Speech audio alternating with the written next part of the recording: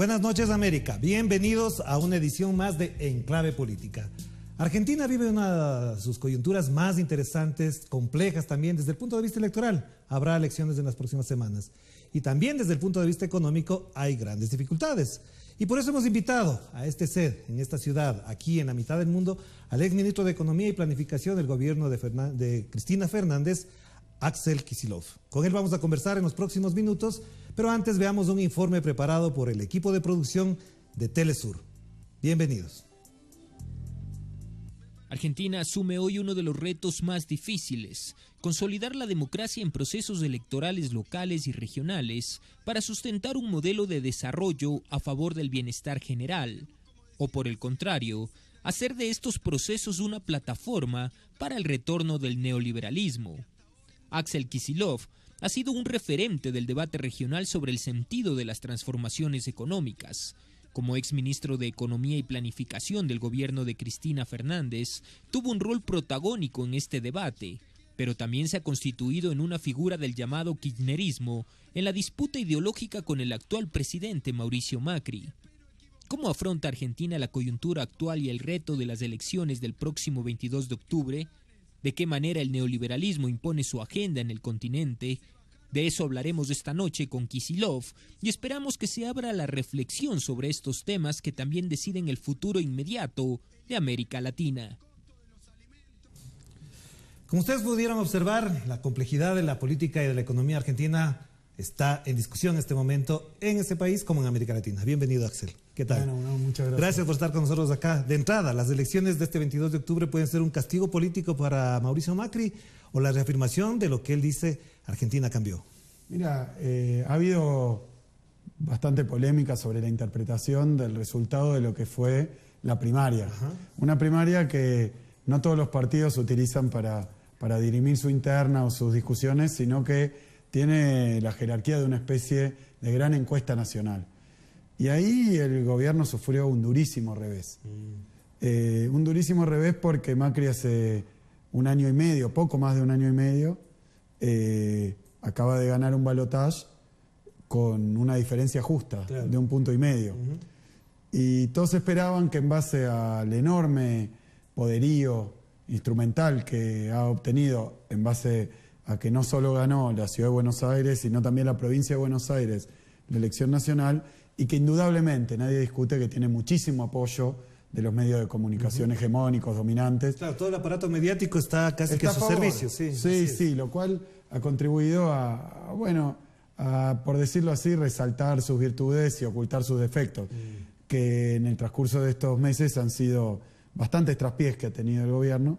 Pero bueno, con todo ese herramental uno esperaba un resultado similar al 51% que sacó, claro, que sostuviera el votante que le había dado su apoyo. Y sin embargo, a nivel nacional, Macri supera con muy poquito el 30%, pierde 20 puntos con respecto al balotaje. ¿Y por qué ocurre todo eso? ¿Por qué está pasando eso en este momento? Y peor que eso también, pierde de los 3 distritos más grandes del país, la provincia de Buenos Aires, por cantidad de votantes. El segundo es la ciudad de Córdoba, la provincia de Córdoba, y el tercero la provincia de Santa Fe. Pierde en Buenos Aires y pierde en Santa Fe. Es decir, que ha recibido un duro revés. Lo perturbador, si me permitís el término, es que lo han presentado como una gran victoria. Y esto tiene mucho que ver con lo que pasó durante también la campaña electoral. Fíjate que Argentina tiene 24 provincias, perdió en 14 el gobierno nacional. Es decir, claramente no ha sido una derrota tremenda, porque no es como en otros países donde gobiernos neoliberales, como puede ser el de Temer o el de Kuczynski en Perú, tienen niveles de popularidad bajísimos. No es así claramente, pero muy poco de ganar el gobierno y con todos esos instrumentos no ha logrado sostener ese impulso inicial que tuvo. ¿Por qué? La verdad es que todos los indicadores económicos han sido muy malos para el gobierno. El primer año de gobierno ha sido calamitoso. Más de 1 millón de desempleados. Sí, ha tenido un deterioro en todos los indicadores.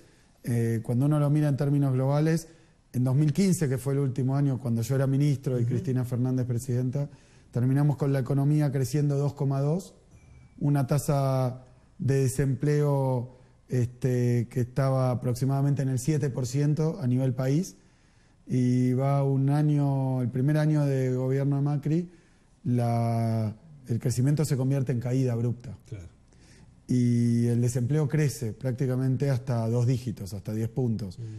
En los principales aglomerados urbanos, es decir, en las zonas más densamente pobladas, la situación es muy mala desde el punto de vista del deterioro de las condiciones. ¿Por qué? Porque ha habido una devaluación muy grande, una inflación muy fuerte y un intento muy grande del gobierno de Macri de aplicar sus recetas neoliberales, que básicamente, para sintetizar, es que los salarios siempre tienen que ir por atrás del movimiento de los precios. Macri tiene la convicción, como lo tienen buena parte de los dirigentes neoliberales del continente, que los salarios son muy altos en algunos países de América Latina, que para competir tenemos que tener condiciones laborales mucho peores. Y eso viene acompañado de la idea del ajuste, de que el Estado tiene que ser más pequeño, correrse, y que lo privado tiene que manejarlo todo. Pero bueno, estos son países que sufrieron mucho esas políticas y durante los últimos tiempos se revirtió esa situación de abandono que tenían los sectores más postergados. De todas maneras, en este panorama económico se inyecta un factor que no había ocurrido en Argentina. Hay un desaparecido. Santiago Maldonado no aparece y algunos ya hablan hasta de un delito de terrorismo de Estado. Ese componente, ese factor que es doloroso, que hiere en la conciencia y en la memoria de los argentinos, ¿cómo calza en estas elecciones, en este proceso electoral? Mira, las dos cuestiones. No está divorciada la cuestión económica de lo que ha pasado con el caso de Santiago Maldonado. Yo obviamente quiero ser muy prudente y muy respetuoso, porque que está desaparecido quiere decir que en el contexto de una represión en el sur a pueblos originarios, a mapuches, bueno, hubo un ataque muy grande de las fuerzas represivas del Estado, de la Gendarmería Nacional, que es una de las fuerzas represivas. Termina ese ataque, este es un lugar muy alejado y muy lejano también de centros urbanos, pero esto ocurre en un campo muy grande, en una extensión de tierra muy grande, propiedad de Benetton, o sea, propiedad extranjera. Y ahí hay una disputa por la tierra, como hay en tantos lugares de América Latina. Los mapuches también les pasa lo mismo en este momento en Chile. Claro, y lo que pasa es que hay una represión, termina la represión y hay uno de los manifestantes que no está, que es Santiago Maldonado. Y todavía, mañana se van a cumplir 60 días y va a haber una enorme movilización, todavía no se sabe dónde está. Sí se sabe, aunque acá es donde se configura la problemática, el gobierno oficialmente hace lo imposible durante toda la primera etapa de la investigación por sostener que Santiago Maldonado no estaba ahí, que no hubo una represión, que si la hubo no alcanzó a tener un contacto físico con los manifestantes. Es decir que... Pero nadie da explicaciones de qué pasó. No sabemos dónde está Santiago Maldonado y vemos un Estado que no se ha puesto a disposición, sino que ha empezado a investigarlo a Santiago Maldonado. Y esto lo denuncia la familia, como tratando de decir que de alguna manera es culpable o algo parecido. Es muy delicado y no se divorcia la cuestión económica, porque en lo económico nosotros hemos tenido caída de salarios, caída de jubilaciones, pérdida de prestaciones sociales, pérdida de poder de compra de los salarios, tarifazos. Y represión.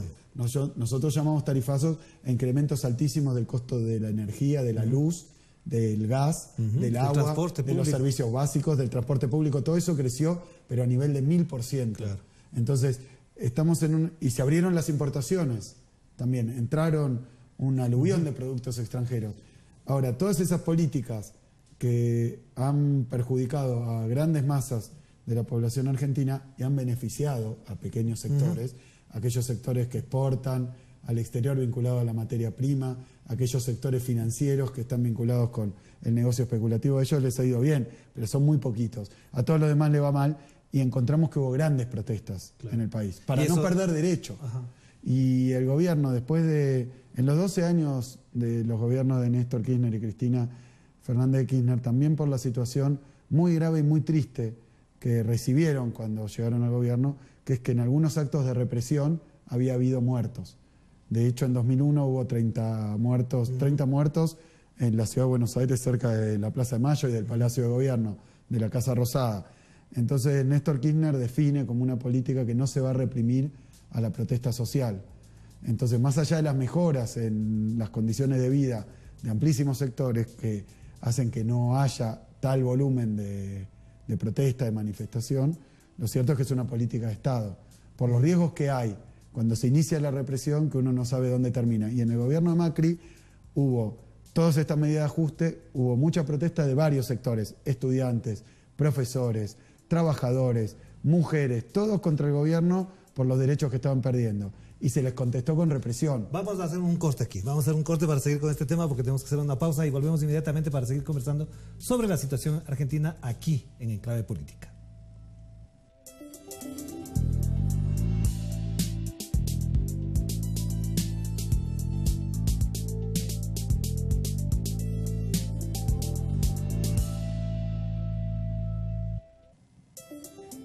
Estamos de vuelta para seguir conversando con Axel Kicillof, exministro de Economía y Planificación de Argentina. Axel, en la última parte del primer bloque conversábamos de la situación económica, de la represión. ¿Estos procesos que se están viviendo son irreversibles?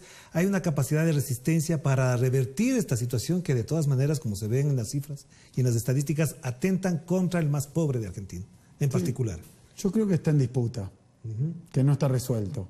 Sí, por lo menos en mi experiencia en Argentina, haber pasado gobiernos neoliberales muy duros, como fue el gobierno de los 90, de Carlos Menem, como fue, bueno, yo era chiquito ahí, pero la dictadura militar, programas neoliberales de privatización, primarización de la economía, desindustrialización, deterioro de las condiciones sociales, exclusión social. Todo esto ya se vivió y yo creo que es un proyecto más bien permanente para la región. Hay como una idea, nosotros lo llamamos como dos modelos, dos alternativas de país. Un país industrial, un país más inclusivo, un país más integrado a Latinoamérica y otra idea de un país que se dedique solamente a las materias primas de bajo valor agregado, que su inserción en el mundo sea en el marco del libre comercio, pero también la subordinación comercial y de alguna manera en las políticas económicas a los centros del mercado mundial. Un modelo como el nuestro que desendeudó el país, otro de fuerte endeudamiento y dependencia también del Fondo Monetario Internacional. Hay dos modelos. Y yo creo que Macri representa este otro modelo. Y hoy te podría decir que la velocidad y la profundidad con la que han logrado llevar adelante las medidas que están pautadas, que se conocen bien, que son del consenso de Washington, para los la velocidad fue muy condicionada por la resistencia social. Pero de todas maneras, en ese contexto, lo que ocurre en Argentina, lo que está pasando en Brasil, ¿no está diciéndonos a los latinoamericanos y un mensaje al mundo de que el progresismo se frenó en esta región? Insisto yo con esta idea de que está en disputa, de que está indefinido todavía. Lo vemos en América Latina, en un momento plantearon una especie de ola neoliberal que iba a subsumir a todo el continente. Cuando observamos lo que pasa, país por país, vemos que en el caso de Brasil hubo un golpe institucional contra Dilma Rousseff para reemplazarla por un presidente que sin embargo no logra hacer pie ni con los propios. Está acusado de actos de corrupción. Claro, pero además con una popularidad bajísima. Entonces, y en el marco de esa situación, de una democracia tan frágil y tan débil, con una ilegitimidad de origen, así todo, inserta una reforma del mercado laboral, una reforma de las condiciones de trabajo y los contratos laborales que es muy, pero muy agresiva con el mundo del trabajo, con los trabajadores. ¿Y eso no va a afectar las elecciones? ¿Los va a afectar a Macri o hasta qué punto puede capitalizar el progresismo argentino, el kirchnerismo, para que lo entendamos mejor, en estas elecciones del 22 de octubre? Yo creo que por eso la evaluación del resultado electoral tiene muchos factores, muchos aspectos y opiniones divididas. La verdad que nosotros hemos tenido un enorme triunfo, que fue que Cristina Kirchner fuera elegida por todos los alcaldes, los que son los intendentes, los llamamos nosotros, de la Ciudad de Buenos Aires, como la candidata que debía llevar adelante el enfrentamiento con el gobierno de Macri en la provincia, que es además el distrito electoral más grande. Y ganó la elección. Cuando también está sometida a una persecución judicial, cuando también está sometida a una campaña mediática, cuando ellos tienen buena parte de los medios de comunicación masivos, y así todo la elección la ganó Unidad Ciudadana, que es hoy la expresión política que tenemos. Yo creo que lo que pasa en Brasil está empezando a afectar, porque es un secreto a voces que esa reforma, me permito decir, casi precapitalista, que han aplicado en Brasil, porque rompe la jornada de trabajo, los beneficios para los trabajadores, las vacaciones, las pone variables, es decir, deja en una indefensión, es un abandono absoluto del más débil, claro. Porque la relación de trabajo todo el mundo sabe quién es el más fuerte y quién es el más débil, por eso aparece el Estado regulando. ¿Y qué están diciendo en Argentina? Si no aplicamos una reforma parecida a la de Brasil, los inversores extranjeros van a elegir irse a Brasil por esas condiciones de trabajo. Lo que esto ignora un poco es una clave que ha sido central durante la década anterior en todas nuestras economías, que es que la mejora en la forma de vida y en la dignidad de los ciudadanos de cada uno de los países le dio mucha fortaleza a un mercado interno que permitió que las economías se recuperaran basadas también en las ventas a la ciudadanía que antes estaba excluida. Y ahora hemos vuelto a ese otro modelo de exclusión, con lo cual pareciera que para nuestros países solamente les queda ser un enclave exportador. Eso deja afuera a muchísima gente. Entonces yo creo que el efecto es ambiguo. De momento esto está en disputa, está la resistencia popular, una resistencia popular que simplemente defender los derechos de cada uno. Ahora, una pregunta concreta para terminar este segundo bloque. ¿Cuánta autocrítica se han hecho ustedes de lo vivido en los últimos 10 años para enfrentar este nuevo proceso? Sí, a mí me gusta llamar que estamos en un balance, que tiene elementos negativos de, por decirlo así, 3 tipos. Cosas que se hicieron mal, cosas que no se hicieron y cosas que directamente uno dice tendríamos que haber hecho mejor. Y después del lado positivo tenemos también un proceso. Hay que recordar que nosotros llegamos con un país después de la crisis de 2001 que fue la peor de la historia. Entonces un proceso de recuperación económica, recuperación de la industria. Claro, pero ¿qué es lo que decimos nosotros? A veces esta cuestión de la autocrítica choca con una especie de barrera simbólica, porque los puntos en los que nosotros hacemos fuerte autocrítica, despiadada con nuestro gobierno, no son los puntos donde el neoliberalismo encuentra nuestros errores. Voy a dar un ejemplo. Yo creo que nosotros tendríamos que habernos integrado más en lo productivo con Latinoamérica, a través del UNASUR, del Mercosur, ampliar el espacio regional. Entonces yo digo, esto es imperdonable, probablemente tendríamos que haberlo hecho más. Lo hicimos, sí, pero no alcanzó. Y faltó muchísimo. Ahora, cuando yo discuto, porque vengo de la economía académica, con mis colegas economistas neoliberales, me dicen, no, pero eso no hay que hacerlo. Claro. ¿Cómo va a ser ¿Cómo me vas a decir que tu autocrítica? Mi autocrítica puede ser que, y hablo del Ministerio de Economía, que es donde yo tuve mayor protagonismo, tendríamos que haber industrializado más el país. Y la respuesta es, ¿cómo vas a criticar eso? Si industrializaron demasiado. Es todo artificial, la verdad que nosotros deberíamos importar. Y ahora con el gobierno de Macri, tal vez porque en el mismo país se están viendo los dos modelos de país, se nota que cuando se aplican las políticas que trae el macrismo, neoliberales, no soluciona ninguno de los problemas. Que le estaban achacando a ustedes, claro, además. Los deteriora. Hay más pobreza, hay más desempleo, hay índices pérdida. sociales bajos. Sí, claro. Vamos a hacer una pausa entonces para seguir conversando sobre esto aquí en Enclave Política. Volvemos inmediatamente.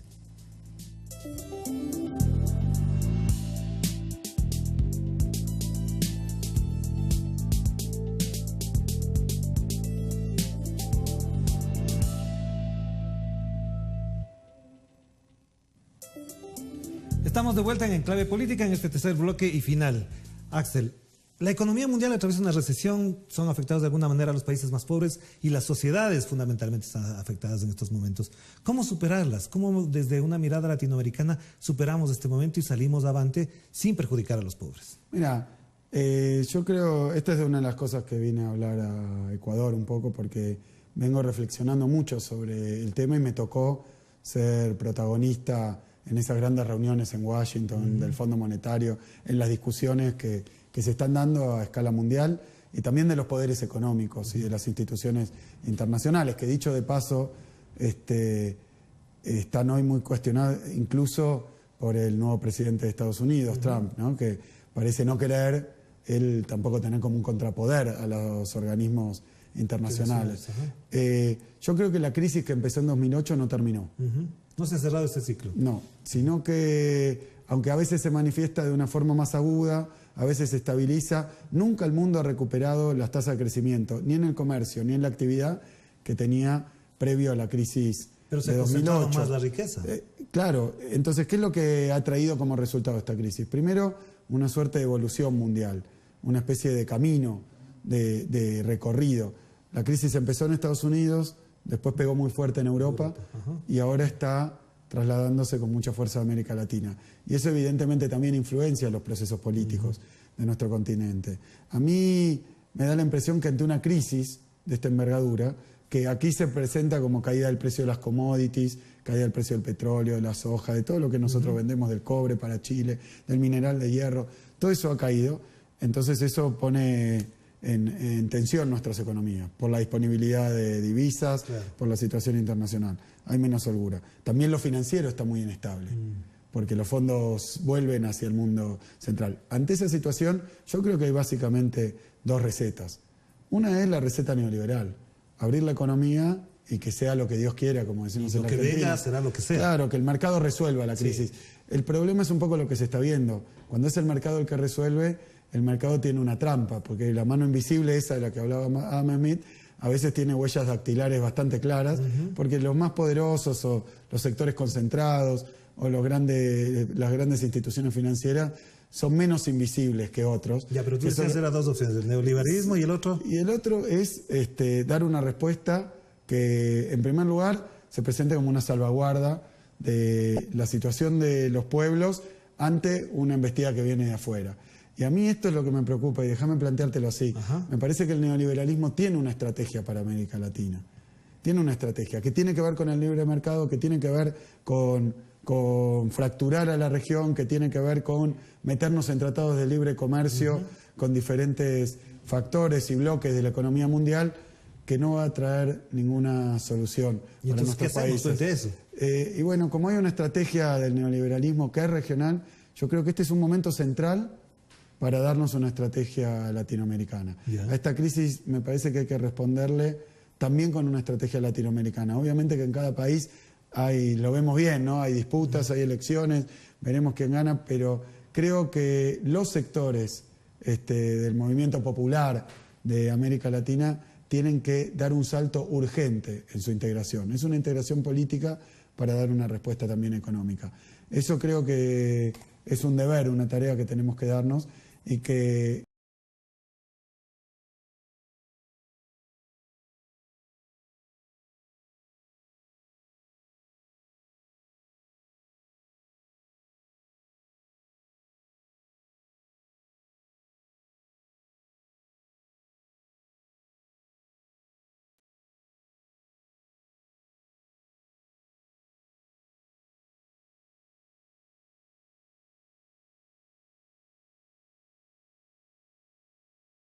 En el Asia, en el África. me llevas más a mi faceta académica, intelectual, sí, pero es algo que me apasiona. Me parece que hoy hay también una disputa, como la hay en la política, en la economía, hay una disputa teórica, conceptual, incluso también de relato, digamos, de simbólica. Y